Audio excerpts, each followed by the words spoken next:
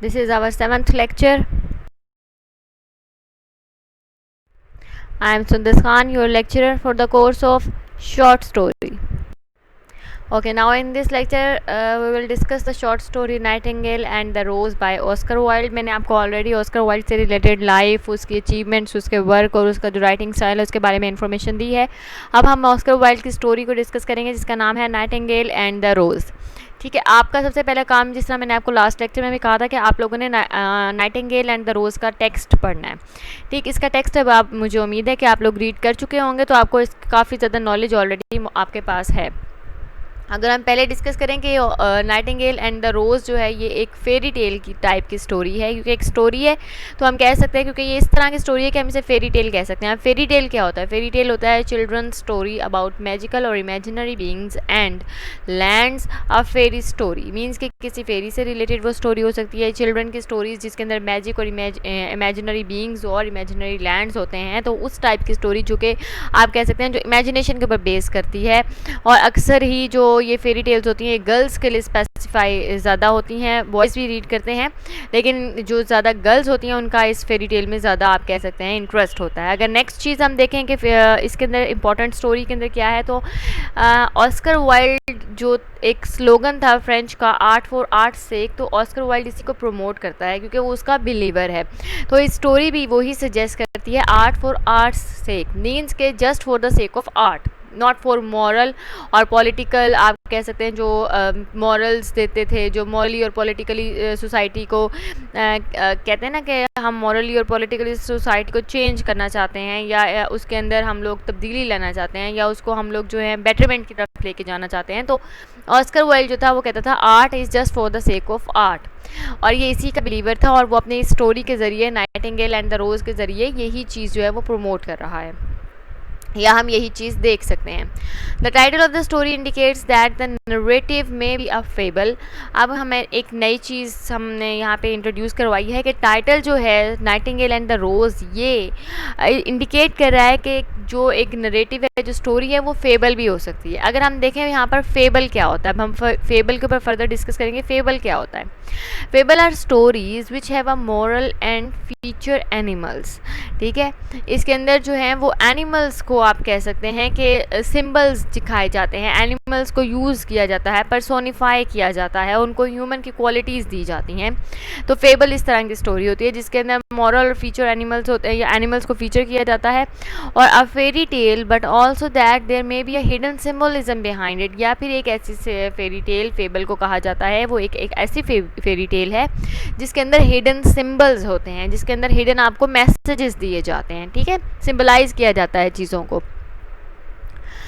N allegorical fable of love, sacrifice and selfishness. अगर हम allegorical का मीनिंग देखें तो एलोगोरिकल तो मीनिंग ही ये होता है कि हिडन मीनिंग्स को रिवील करना है. ठीक है, चाहे वो पॉलिटिकल हों या मॉरल हों, लेकिन हिडन मैसेजेस या मीनिंग्स को रिवील करना. तो यहाँ पर क्या है, ये जो स्टोरी है ये एलोगोरिकल फेबल ऑफ लव है और सेक्रीफाइस और सेल्फिशनेस से रिलेटेड है.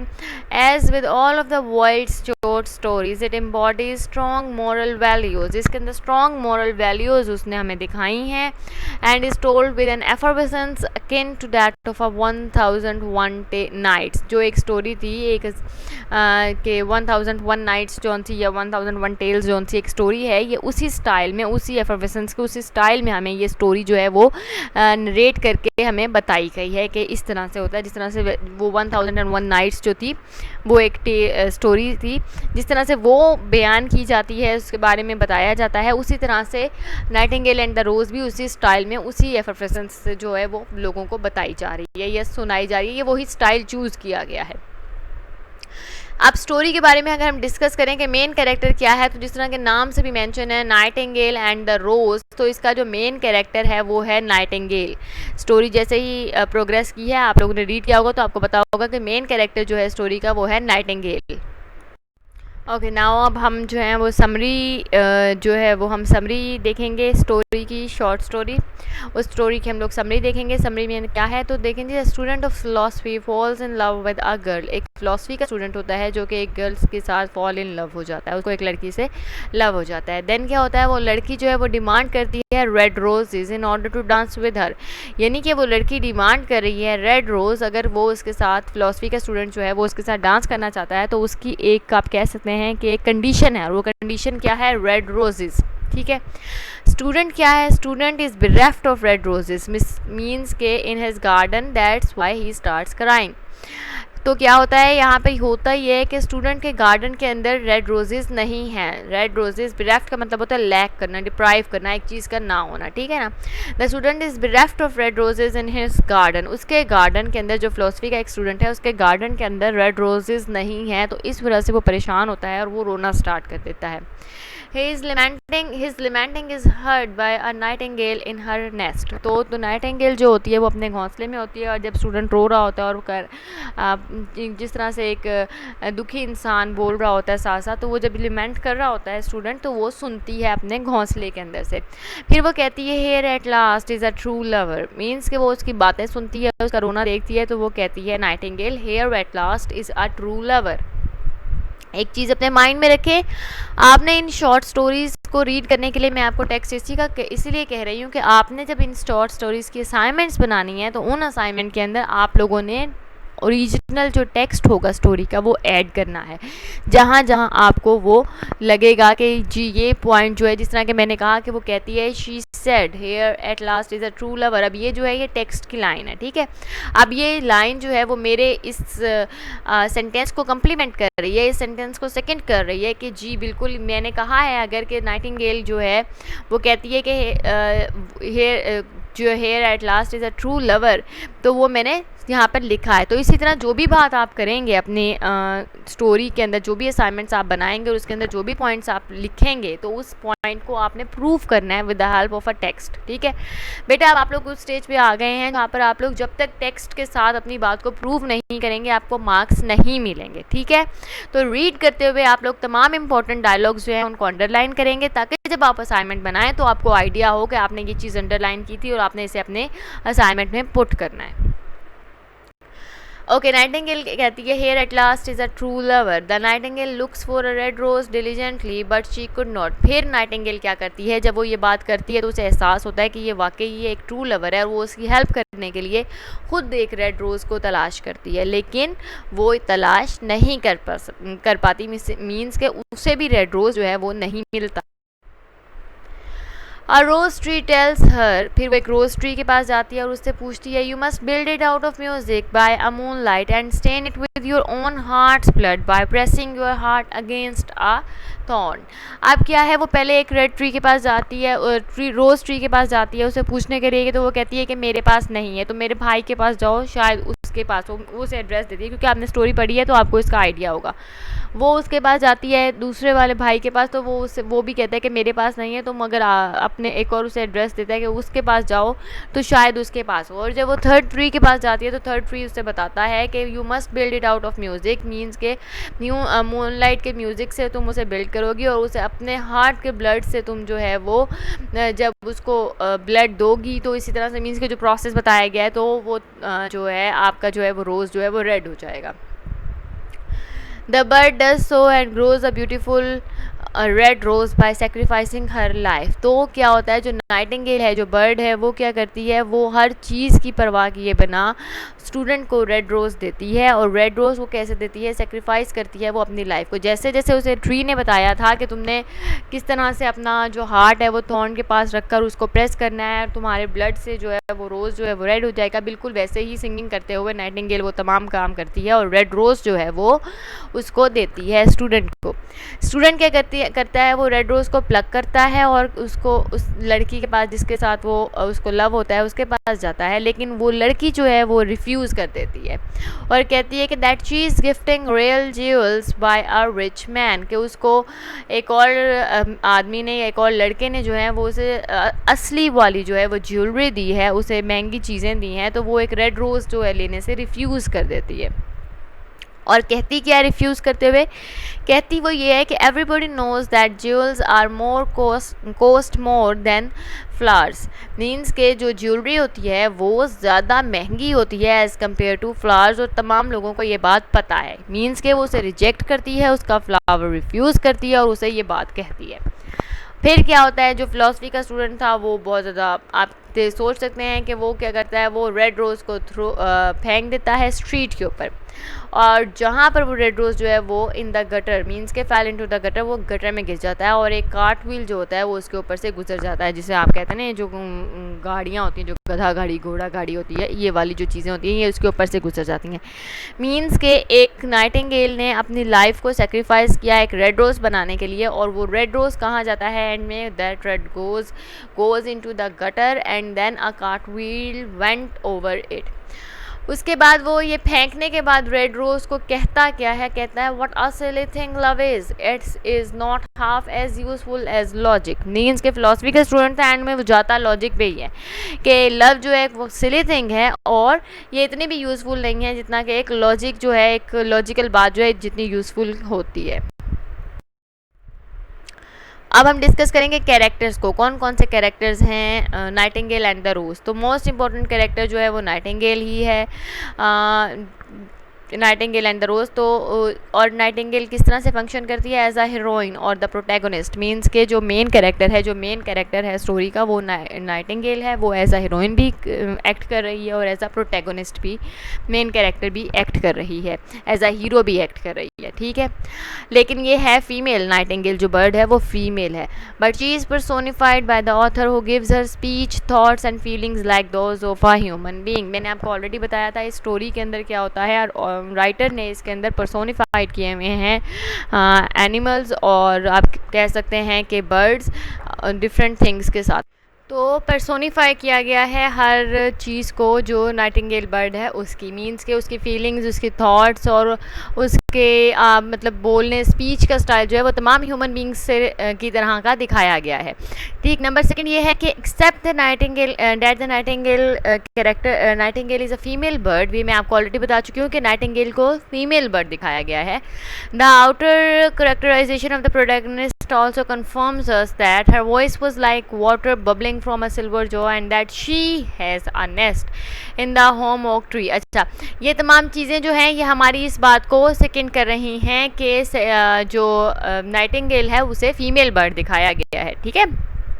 तो मैंने आपको ऑलरेडी ये बात बता दी हुई है कि हम जो भी बात करेंगे अपने असाइनमेंट में, हम जिस भी चीज़ को कहेंगे कि ये ऐसे हुआ है, देन हम लोग टेक्स्ट के साथ उस चीज़ को प्रूव करेंगे कि जी हमने ये बात कही है और इस बात का ये प्रूव है, ठीक है। ये टेक्स्ट के लाइंस है ना जो मैंने यहाँ कोट की हैं, तो आपने भी अपनी असाइनमेंट इसी तरह से बनानी है। बर्ड की अगर हम, जो नाइटिंगेल बर्ड है उसकी अगर हम इनर करेक्टराइजेशन देखें तो वो क्या रिवील करता है, वो रिवील ये कर रहा है कि बर्ड जो है, जो मोस्ट इंपॉर्टेंट करेक्टरिस्टिक्स हैं, जो ट्रेट्स हैं इंपॉर्टेंट करेक्टरिस्टिक्स, वो क्या हैं, वो कौन से हैं। Number 1 is empathy. एम्पैथी का क्या होता है, एम्पैथी का मतलब होता है कि आप किसी की फीलिंग्स को अंडरस्टैंड कर रहे हो, उसकी फीलिंग्स को शेयर कर रहे हो, या कोई जिस तरह से कोई हैप्पी फील कर रहा है तो आप उस तरह उसके लिए उसी तरह से हैप्पी फील कर रहे हो। कोई सैड फील कर रहा है तो आप उसके लिए उसी तरह से सैड फील कर रहे हो, आपको उसी तरह से दुख हो रहा है। तो एम्पैथी का मतलब ये होता है किसी के साथ सिंपथाइज करना, किसी जो जैसा फील कर रहा है आप उसके साथ वाकई ही वैसा फील कर रहे हो। और जो सेकंड क्वालिटी है, जो सेकंड इंपॉर्टेंट कैरेक्टरिस्टिक्स हैं वो अल्ट्रुइज्म है, दैट इज़ सेल्फ सेक्रीफाइस।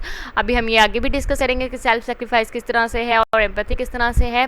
तो अगर हम एम्पैथी की बात करें तो एम्पैथी किस तरह से रिवील हुई है कि वेरी बिगनिंग से ही when she is impressed by the students love pains and seems to be the only one who understands him। Means कि हमें जो स्टोरी है, क्योंकि आपने रीड की है तो आपको आइडिया होगा कि स्टोरी में सिर्फ नाइटिंगेल एक कैरेक्टर नहीं दिखाया गया बल्कि और भी कैरेक्टर्स दिखाए गए हैं।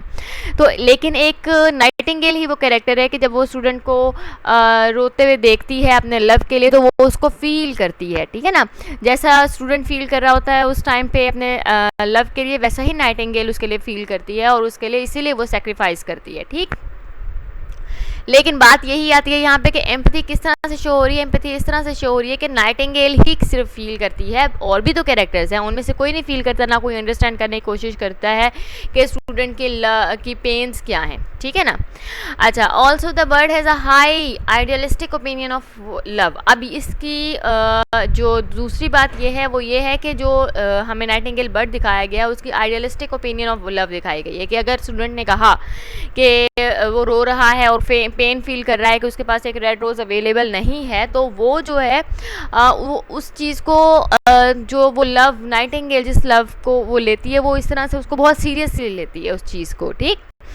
उसकी जो वैल्यू है मतलब कि उसको ये लगता है कि जिस तरह से पहले कहा जाता था कि लव जो है वो प्राइसलेस है या इसकी कोई वैल्यू नहीं है, मींस के कोई भी चीज़ इसकी वैल्यू के मुताबिक नहीं होती, इस तरह की चीज़ें। तो उसकी जो एक आइडियलिस्टिक एक आप कह सकते हैं ना एक इमेजिनरी जो एक आप लोगों ने व्यू क्रिएट किया हुआ है लव का, तो नाइटिंगेल वही व्यू लेती है लव का।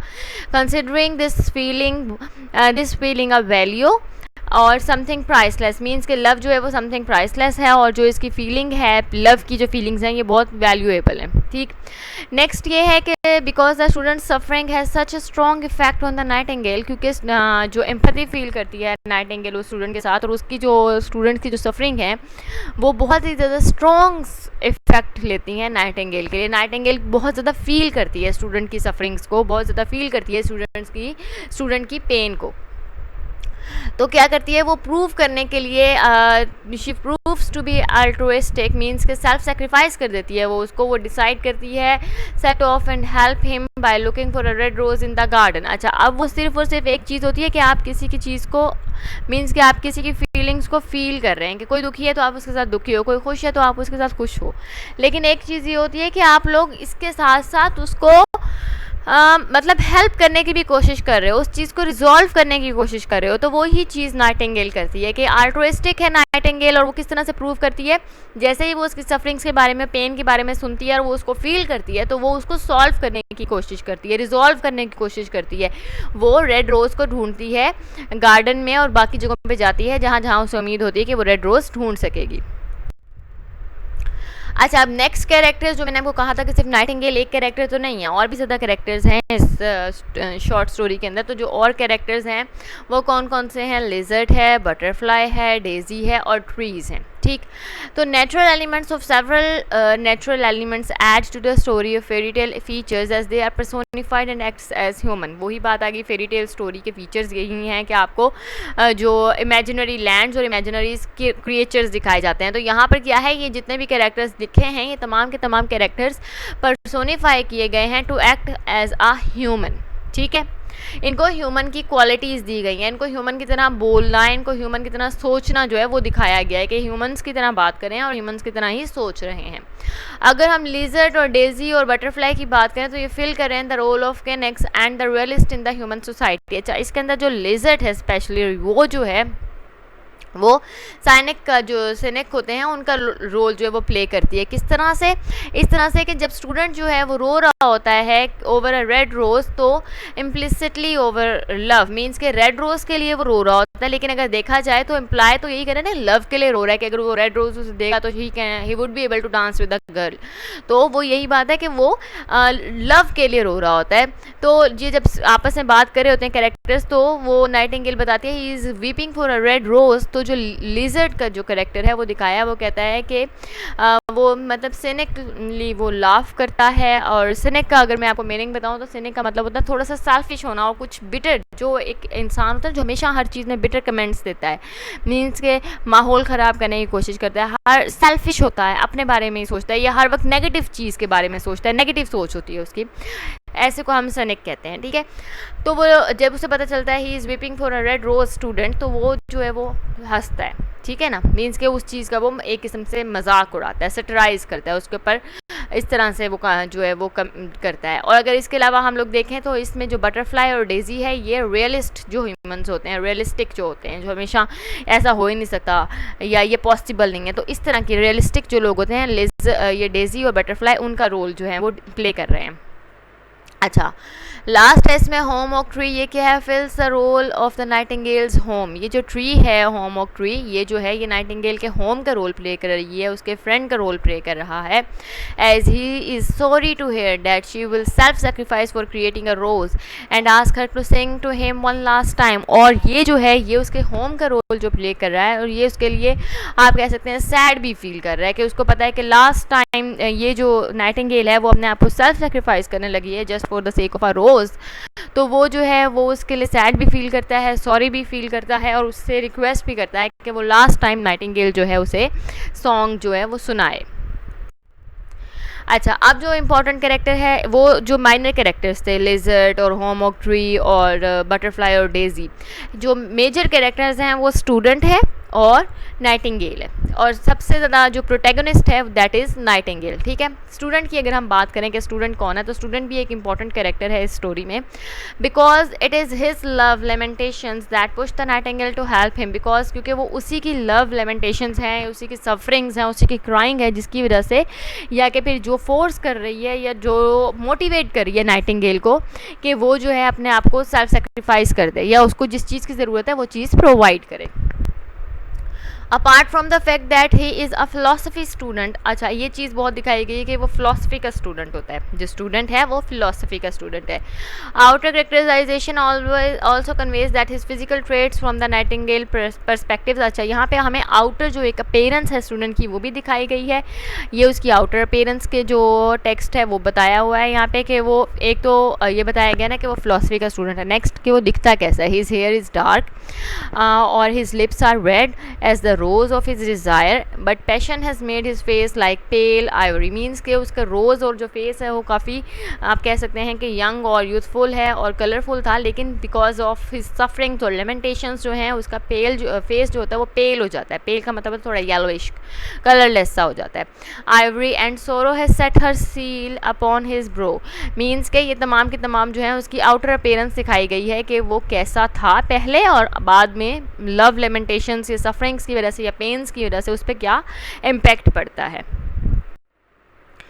अब जो एक इम्पॉर्टेंट कैरेक्टर और है या आप कह सकते हैं टर्निंग पॉइंट जो कैरेक्टर है जो वो है प्रोफेसर्स डॉटर। ये वो लड़की है जो कहती है स्टूडेंट से, फिलॉसफी के स्टूडेंट से कि वो रेड रोज़ अगर उसे देगा तो वो उसके साथ डांस करेगी। The woman whom the student desires is a professor's daughter. वो लड़की जो है वो कौन है, वो प्रोफेसर की बेटी है, प्रोफेसर की डॉटर है।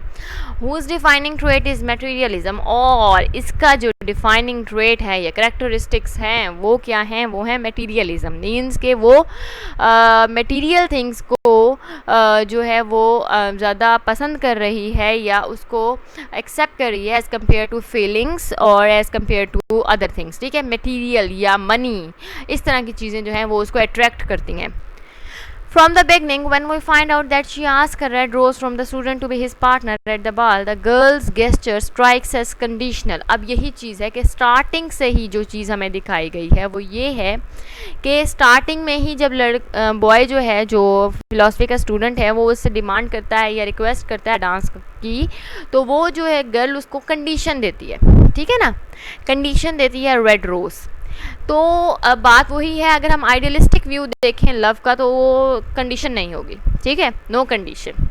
लेकिन जब आपको कंडीशन दे गई है तो यही चीज़ शो कर रही है कि गर्ल जो है वो सिंसियर नहीं है। ठीक है, अगर उसको उससे मतलब रेड रोज़ उसने जो है वो कंडीशन रखी है, लेकिन क्योंकि उसे रेड रोज़ से बेहतर चीज़ें मिल जाती हैं तो वो अपनी जो कंडीशन है उसको डिसॉल्व कर देती है। अगर उसको जो जिस लड़के ने उसको ज्वेलरी दी थी अगर वो उससे भी ज़्यादा कोई महंगी चीज़ उस लड़की को गिफ्ट करता तो पॉसिबली वो उस लड़के को भी डिच कर देती और किसी और लड़के के साथ डांस करती। तो ये चीज़ यहाँ पे शो की गई है कि स्टार्टिंग से ही कंडीशन रखी गई है और लव के अंदर कंडीशंस नहीं होती। I hope each and everything is clear. If you have any questions you can ask me.